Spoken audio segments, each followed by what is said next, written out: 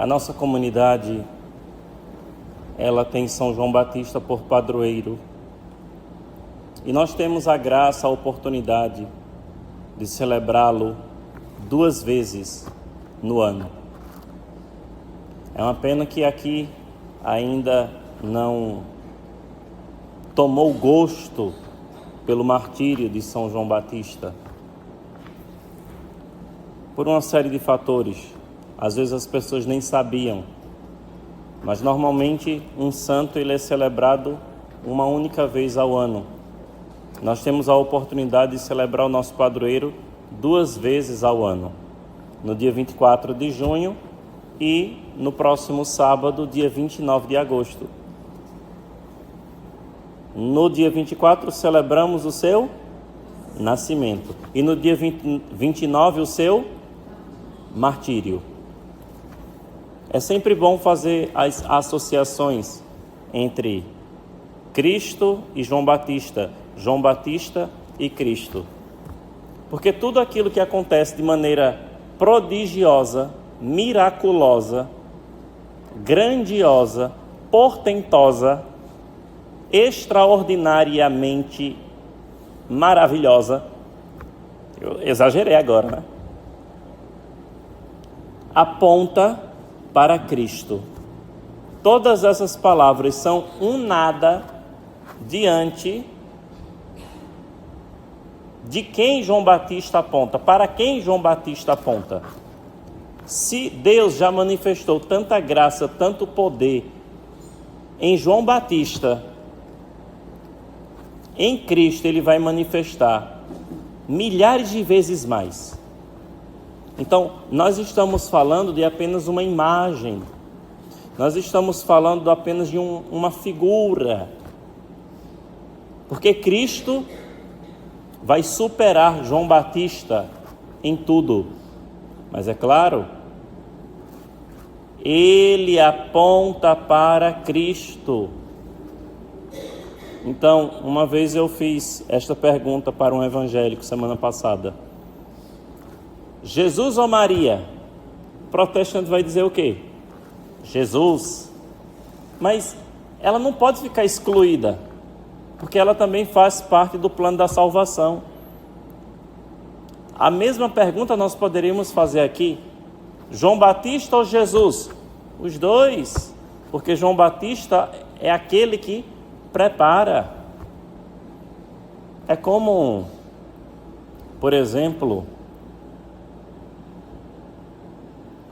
as nossas gerações vão preparando o caminho para as próximas gerações.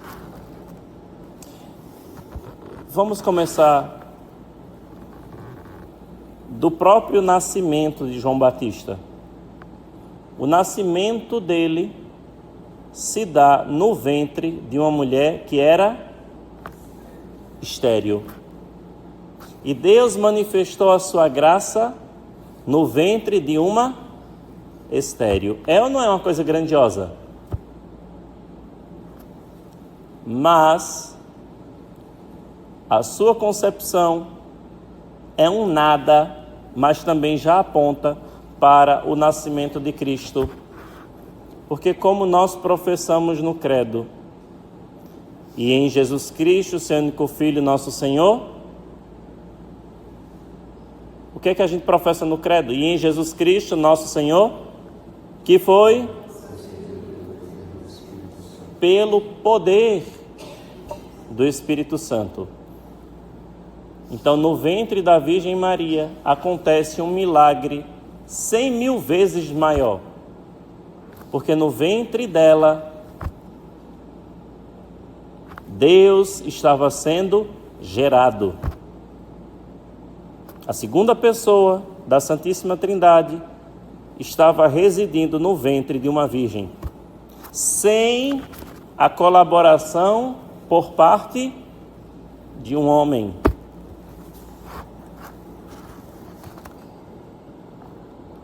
João Batista era aquele que, com os seus discursos, as suas pregações, arrebanhava multidões. E Cristo, 100.000 vezes mais. Porque alguns domingos passados nós escutávamos que ele multiplicou pães para quantos mil homens? Sem contar mulheres e crianças. Mas ao mesmo tempo, nos prepararmos para o martírio de João Batista já é desde já olhar para como este homem entregou, forjou a sua vida. Ou seja, morreu por amor à verdade. Morreu por amor aos seus princípios.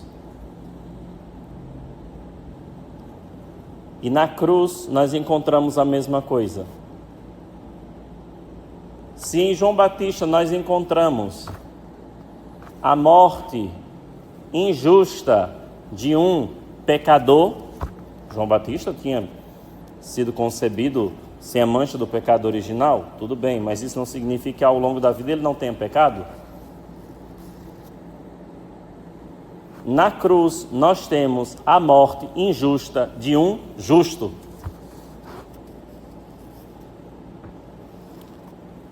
Então vocês estão vendo os paralelos, que João Batista não é qualquer personagem para a gente deixar escanteado e ser celebrado apenas uma vez ao ano.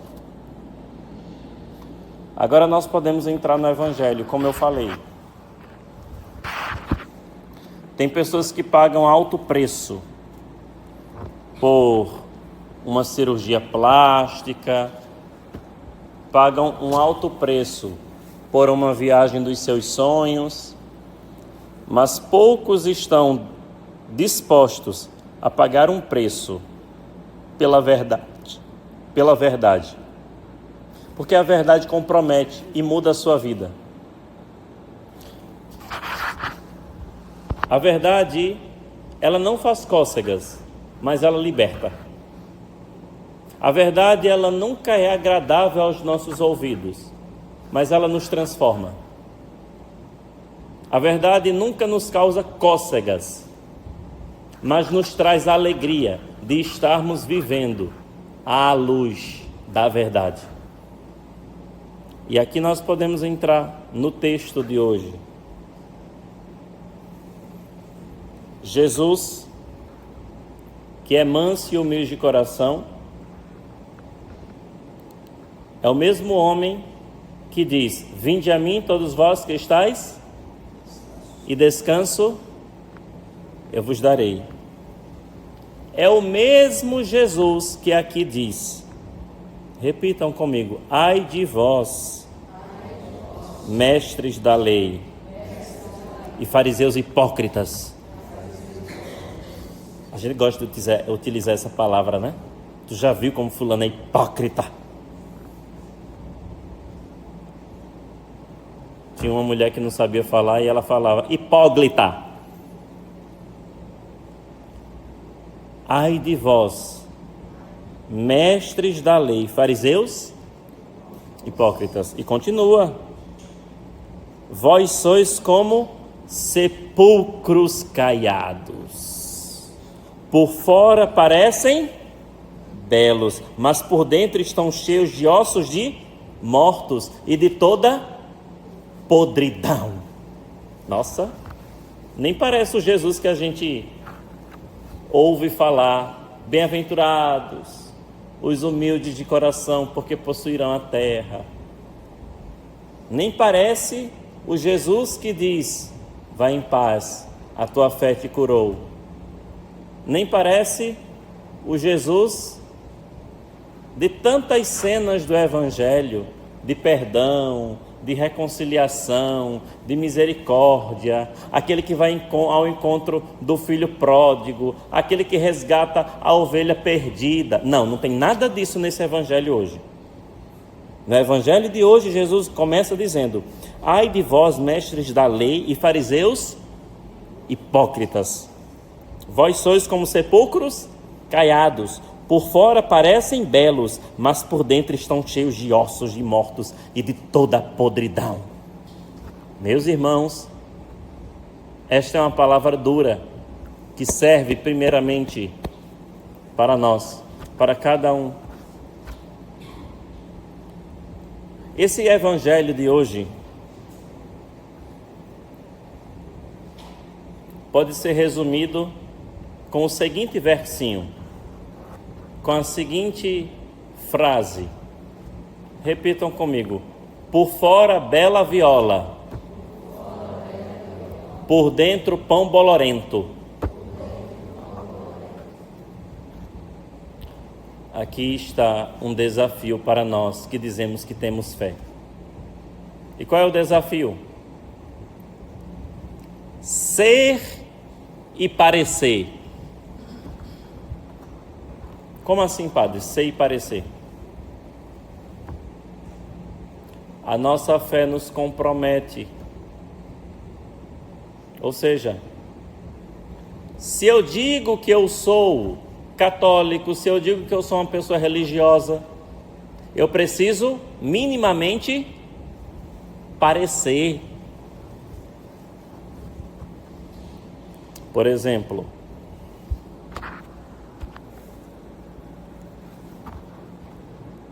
um padre, ele não é só reconhecido por ele ser padre, mas ele também tem que parecer ser padre. E tanto é assim que às vezes na nossa vida a gente olha para certos sacerdotes, infelizmente, e a gente diz o quê? Nem parece que é padre. Misericórdia, nem parece que é padre. Não é assim? Vocês sabem que é assim. Menino, aquele fulano ali é padre, nem parece que é padre. Misericórdia. Mas nós, irmãos, temos, por assim dizer, um hiato, uma lacuna, um espaço a ser preenchido entre o ser e o parecer. Ou seja, existe um caminho para você chegar àquilo que é o ideal de qualquer pessoa. E qual é o ideal de um cristão? É ser santo. Esse é o ideal. Só que nem sempre o ideal corresponde ao real. E às vezes a gente nota o quanto que eu ainda estou distante de ser santo, o quanto que eu ainda estou distante daquilo que Deus me impede para ser, o quanto eu ainda estou distante daquilo que eu deveria ser e ainda não sou. É por isso que Jesus faz esta crítica. Ai de vós, fariseus hipócritas e mestres da lei. Quem eram essas pessoas? Eram as pessoas que tinham conhecimento religioso. Eram pessoas que entendiam muito bem da importância da fé. O problema, viviam de aparência. O problema, viviam de máscaras. Todos nós corremos esse risco, irmãos. Todos. Jesus continua: assim também vós, por fora, pareceis justos diante dos outros, mas por dentro estáis cheios de hipocrisia e injustiça. Sabe o que eu mais gosto de identificar? É a hipocrisia das pessoas. Não que eu muitas vezes não viva, infelizmente, mas qual é o remédio para nós não sermos hipócritas, nem fingidos, nem qualquer outra coisa? O remédio é nos lembrarmos das mazelas que temos na nossa vida, chamados de pecados. Como é que a gente vai se livrar da hipocrisia? Como que a gente vai se livrar de achar que nós somos melhores do que os outros? É quando nós compreendermos que todos nós temos teto de vidro. E você não pode querer atirar pedra no teto de vidro do outro, se o seu teto também é de vidro. É por isso, meus irmãos, que nós jamais deveríamos nos escandalizar com qualquer pecado que os outros já cometeram e darmos ai meu Deus, tu viu fulano de tal? Olha o pecado que ele fez, todo mundo está sabendo, que vergonha. Nós também podemos fazer a mesma coisa ou fazermos pior. Nós só vencemos a hipocrisia quando deixarmos de aparentar cara de santinhos e diante de Deus rasgarmos as vestes da nossa hipocrisia e dizermos, nos humilhando no pó, esfregando a nossa cara no chão, que nós somos pecadores, miseráveis. É assim que a gente vence a nossa hipocrisia, de achar que nós somos melhores do que os outros, que nós já sabemos de muita coisa, que nós já sabemos disso e daquilo. É por isso que tem que haver o quê? Uma luta. Uma luta para crescermos nas virtudes. Não é só identificar a doença, é correr atrás da cura. Não é só identificar a hipocrisia, é correr atrás para se livrar dela.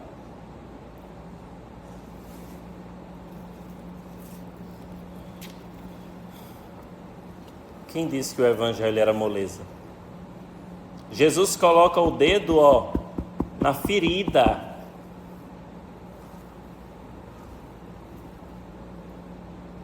Mas padre, algumas pessoas podem perguntar, eu me esforço para fazer a vontade de Deus, me esforço para ser santo, mas eu sempre meto os pés pelas mãos.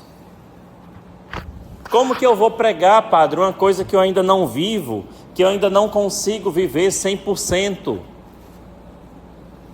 Enquanto você estiver tentando, você não será um fingido, nem um hipócrita. Porque qual é a diferença?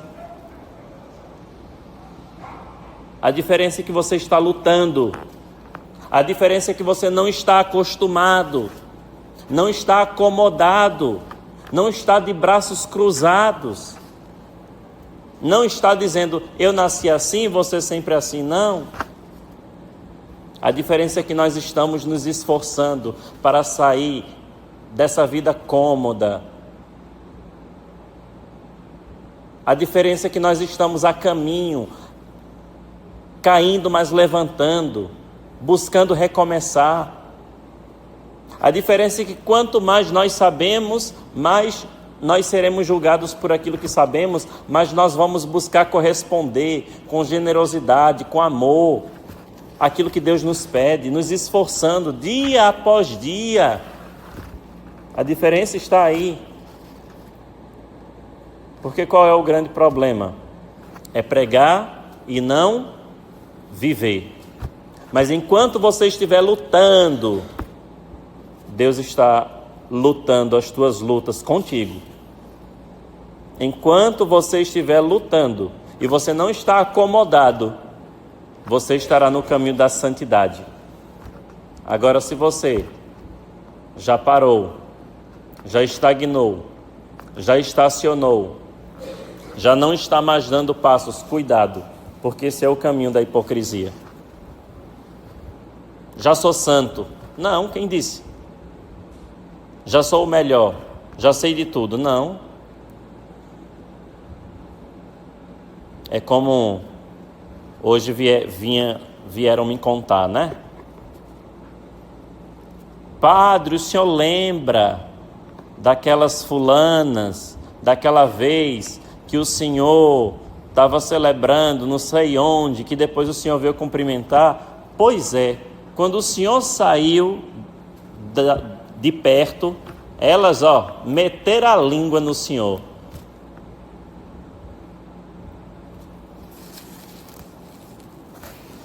Aí, engraçado, a gente vai analisar a vida daqueles que estavam falando, né? Dá até vergonha. Dá vontade de dizer, e elas não olham para a própria vida delas, não? Tem pessoas, infelizmente, que veem mais o pecado alheio do que o seu próprio pecado. Tem pessoas que estão mais preocupadas com o que os outros vivem ou deixam de viver do que como elas têm levado a vida diante de Deus. Isso é complicado demais. A hipocrisia passa por aí, quando você começa a colocar uma máscara de santidade que você não tem. Os santos sempre foram aqueles que jamais vestiram manto de santidade. Jamais foram aqueles que se orgulharam das suas grandes virtudes. Os santos são aqueles que se humilhavam na presença de Deus, pedindo mudança, pedindo transformação, pedindo cura, pedindo libertação. Mas qual é a nossa geração? Nossa geração diz, já sou bom, eu sou uma pessoa boa, não mato, não roubo, não desejo mal a ninguém. Você pode ser uma pessoa boa e mesmo assim pode ir para o inferno. Porque bondade não salva ninguém. E você pode estar fingindo que você tem uma virtude que você não tem. Vamos ser sinceros. Nós não somos poços de bondade os 365 dias do ano. Nós não somos bondade o dia inteiro. A gente quer bater, a gente quer xingar, a gente quer esganar, a gente quer reclamar. Onde é que foi essa bondade 100% nossa? Não existe. E às vezes o bem que nós fazemos com vontade de aparecer, de ser aplaudido, de ser elogiado, de que as pessoas nos notem. E às vezes o bem que fazemos, queremos receber um elogio em troca. Não somos 100% bons. Quando nós nos revestimos de manto de bondade, cuidado. Porque você pode estar colocando uma máscara e vivendo atrás dela. Temos lutas? Temos. Temos pecados? Temos. Então vamos lutar. Porque mesmo nas quedas, Deus nos quer reerguer-nos.